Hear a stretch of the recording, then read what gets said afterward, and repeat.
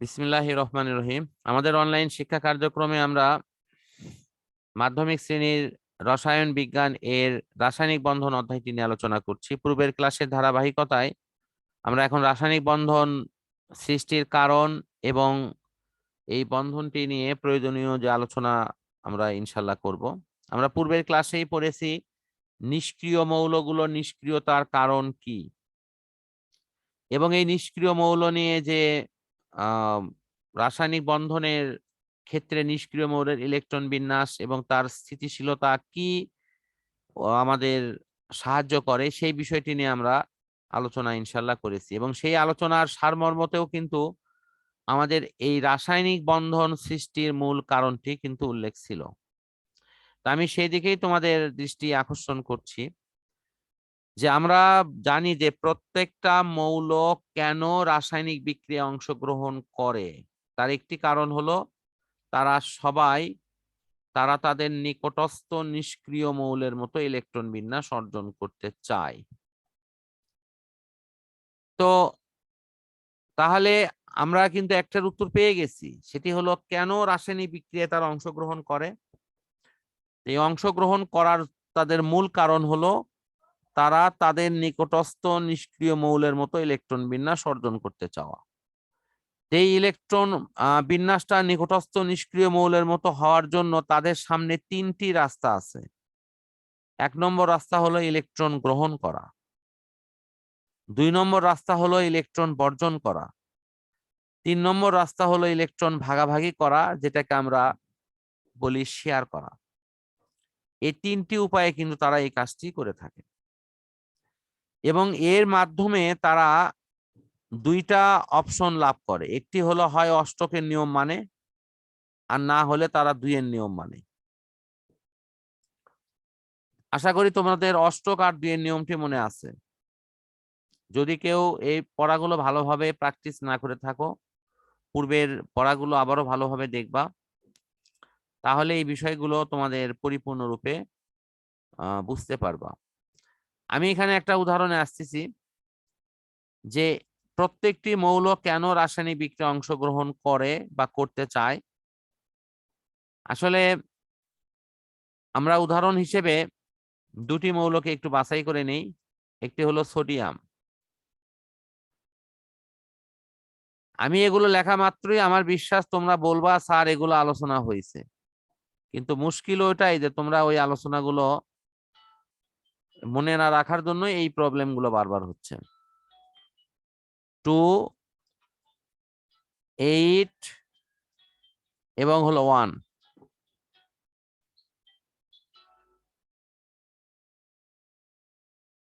তো এই যে ইলেকট্রন বিন্যাসটা এখানে দেওয়া আছে 281, এর নিকটস্থ নিষ্ক্রিয় মৌল আছে হলো নিয়ন, তার ইলেকট্রন বিন্যাসটি আছে হলো 2, 8 পর্যন্ত দেয়া আছে। অন্যদিকে ক্লোরিন, এর ইলেকট্রন বিন্যাসটি আছে হলো 2,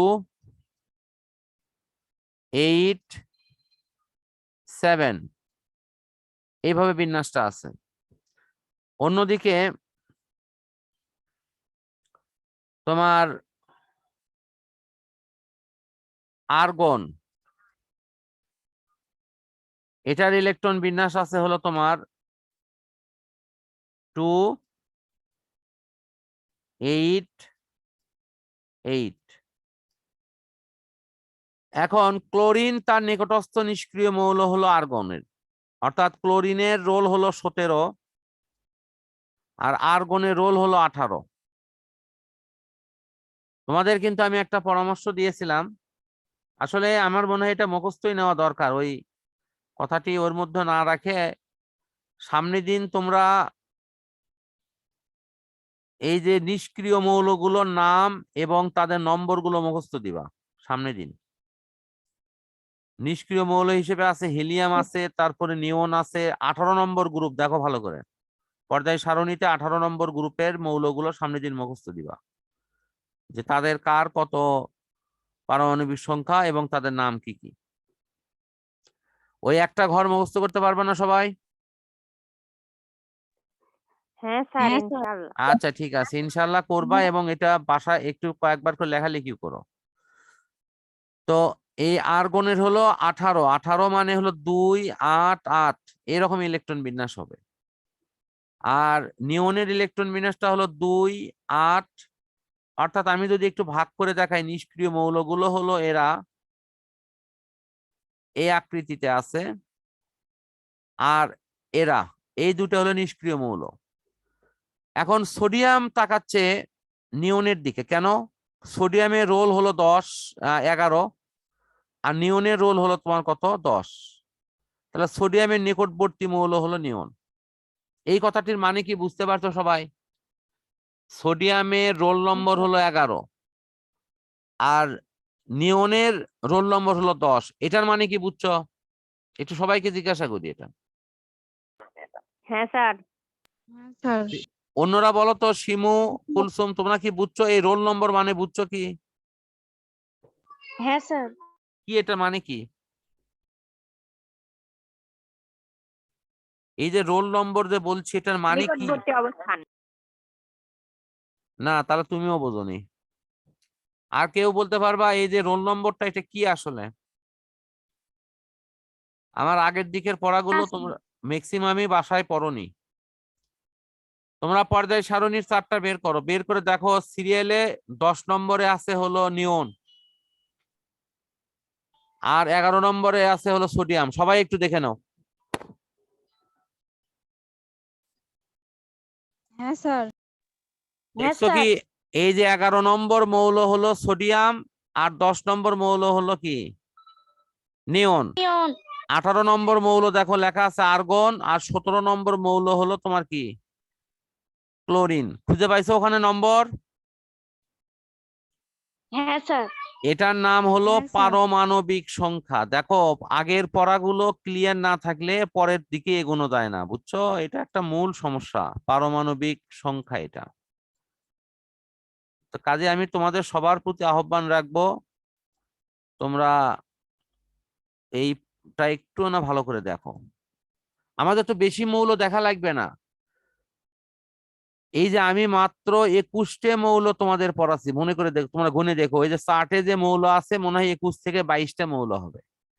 এই 21-22টে মৌল শুধু নাম্বার মনে রাখলেই যথেষ্ট, আর কিচ্ছু লাগবে না। আমাদের যোজনীর চার্টটা মনে আছে না সবার? ওই যে আমি যে লিখে লিখে দিছি তোমাদের। হ্যাঁ স্যার। হ্যাঁ, তাহলে হ্যাঁ, ওইগুলোর তোমরা এই পারমাণবিক সংখ্যাগুলো মুখস্থ করো। হ্যাঁ, একদিনে পারবে না, আজকে 5টা করলে, কাল 5টা করলে, তাহলে 4 দিন করলেই তোমার 4-5 20টা হয়ে গেল। তার মধ্যে তো আজকে তোমাদের অলরেডি আমি 4টে মুখস্থ করে দিচ্ছি। এই যে এখানে দেখো সোডিয়াম, নিয়ন, আর্গন, ক্লোরিন, এটা তো মুখস্থ হয়ে যাবে না? 10, 11 আর 18, 17, 18। হ্যাঁ স্যার। আচ্ছা, তাহলে এখন তোমরা দেখো, এই যে সোডিয়াম তার নিকটস্থ নিষ্ক্রিয় মৌল নিয়নের মতো হতে চায়, নিয়নের মতো হতে চায়।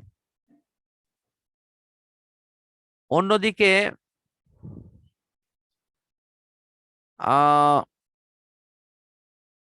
ক্লোরিন তার নিকটস্থ নিষ্ক্রিয় মৌল আর্গনের মতো হতে চায়। এতে ওদের মতো কেন হতে চায়? কারণ নিষ্ক্রিয় মৌলগুলো খুবই শান্তিতে আছে, স্থিতিশীলতায় আছে, ওরাও এই স্থিতিশীলতা বা ওই শান্তিটা পেতে চায়, এই কারণে তারা কিন্তু ওটি হতে চায়। তাহলে এখন তোমরা বলো তো, এই ক্লোরিনের এই আর্গনের মতো হতে চাইলে কয়টা ইলেকট্রন দরকার? একটা ইলেকট্রন দরকার না? হ্যাঁ স্যার। হুম। আর সোডিয়াম যদি নিয়নের মতো হতে চায়, তাহলে তার এই ইলেকট্রনটা কি ত্যাগ করা দরকার না? হ্যাঁ স্যার। তাহলে কিন্তু তার এই ইলেকট্রন কিন্তু ত্যাগ করা দরকার। তাহলে এই কারণে সোডিয়াম ইলেকট্রন ত্যাগ করে আর ক্লোরিন ইলেকট্রন গ্রহণ করে। তাহলে এখন যদি প্রশ্ন করা হয়, দুটা প্রশ্নের উত্তর পাইছো। একটা হলো কেন রাসায়নিক বিক্রিয়ায় অংশগ্রহণ করে? যে তারা তাদের নিকটস্থ নিষ্ক্রিয় মৌলের মতো হতে চায়। 1 নম্বর প্রশ্নের উত্তর শেষ।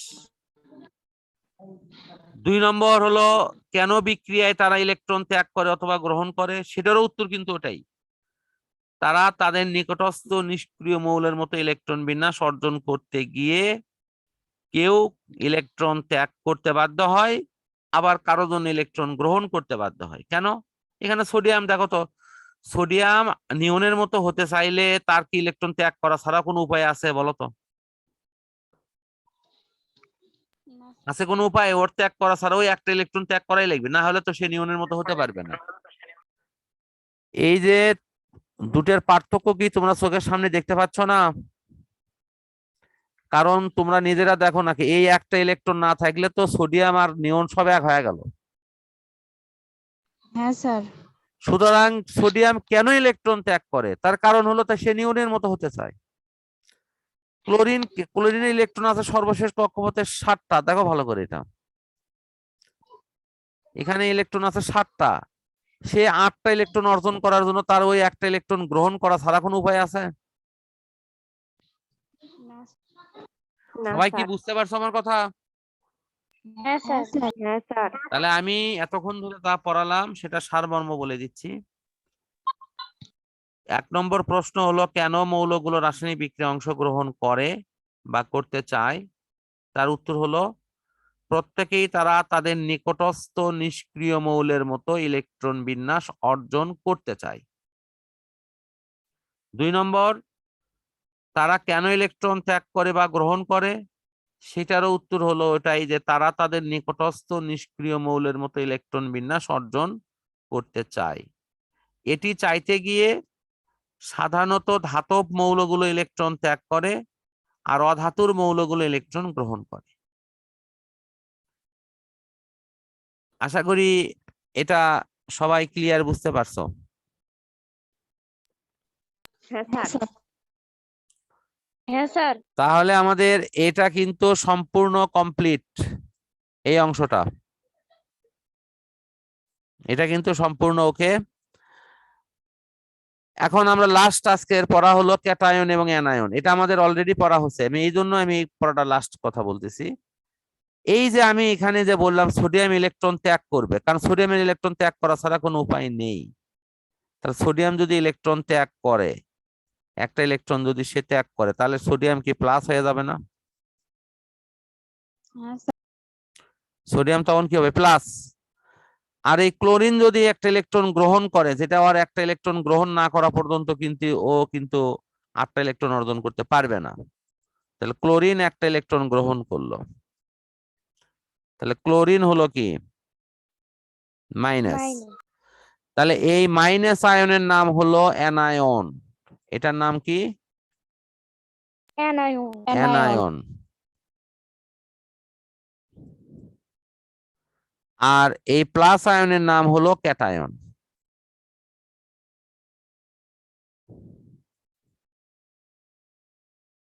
এটার নাম হলো ক্যাটায়ন। আজকের পড়া এই পর্যন্তই। এখানে আজকে পড়া বোঝনি বা কোনো সমস্যা, এরকম কোনো সমস্যা আছে? না স্যার। না স্যার। তাহলে এই 2টা টপিক থেকে তোমরা এটা পড়বা। এর সাথে তোমাদের বাড়তি পড়া হিসেবে ওই নিষ্ক্রিয় মৌলের ইলেকট্রন যে 4টা আছে, 6-7টা মৌল আছে, তোমরা 6টা মুখস্থ করবা। এবং যে 6টা তোমাদের বইতেই দেওয়া আছে, হিলিয়াম থেকে শুরু করে একেবারে শেষ পর্যন্ত রেডন পর্যন্ত, রেডনের পরেও একটা আছে, ওটার আমাদের দরকার নেই। ওই 6টাই মুখস্থ করবা এবং তাদের নাম এবং তাদের রোল নম্বর গুলো। ঠিক আছে, আমরা আজকের পড়াটি শেষ করছি। পরিশেষে তোমাদের শুধু একটা ব্যাপারে একটু মনোযোগ আকর্ষণ করব, সেটি হলো, দেখো বিজ্ঞানের পড়া তোমরা আগের পড়া না পড়লে পরেরটা বুঝবা না। তখন কিন্তু বিজ্ঞানের প্রতি তোমাদের একটা ভুল বুঝ তৈরি হয়ে যাবে, যে বিজ্ঞান পড়া কঠিন লাগিচ্ছে, বোঝা যাচ্ছে না। এটা কি তোমরা উপলব্ধি করতে পারছো আজকে? হ্যাঁ হ্যাঁ স্যার। স্যার। হ্যাঁ, তাহলে এই ভুলটা কি আর কখনো কেউ করবা, যে আগের পড়া না পড়লে সেটা কি ক্ষতি আমার জন্য না তোমাদের জন্য, বলো? আমাকে আচ্ছা, আমাদের জন্যই। তাহলে আমি সবার কাছে প্রত্যাশা করি যে তোমরা সামনের দিন আগের যে পড়ার গ্যাপ গুলো আছে এটি কমপ্লিট করে আজকের পড়া সহ কমপ্লিট করবা। তো এই আশাবাদ ব্যক্ত করে আজকে শেষ করছি। পরম করুণাময় আল্লাহ তাআলার কাছে সকল মানুষের জন্য আমরা দোয়া করছি, যেন আল্লাহ তাআলা এই মহামারী সহ সকল রকম সমস্যা থেকে আল্লাহ তাআলা আমাদেরকে রক্ষা করেন। এবং সামনে কোনো বিপদ থাকলে সেটি থেকেও যেন আল্লাহ আমাদের সুরক্ষা দান করেন, এই আশাবাদ ব্যক্ত করে আজকে আমরা শেষ করছি। আল্লাহ হাফেজ। আসসালামু আলাইকুম। ওয়ালাইকুম সালাম ওয়া স্যার, রাহমাতুল্লাহ। আসসালামু আলাইকুম।